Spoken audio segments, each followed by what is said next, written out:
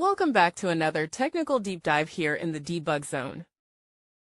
Today we're tackling a big question and breaking it down with insights from other users. Hopefully this clears up some misconceptions and helps you get the answer you need.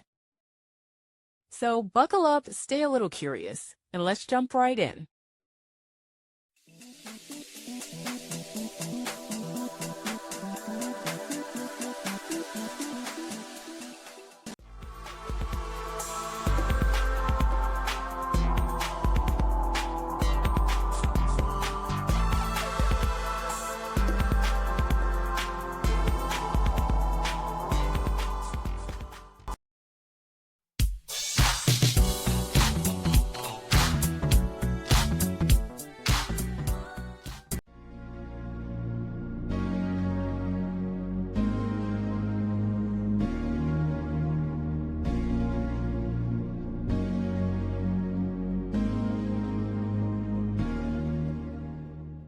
And that's a wrap.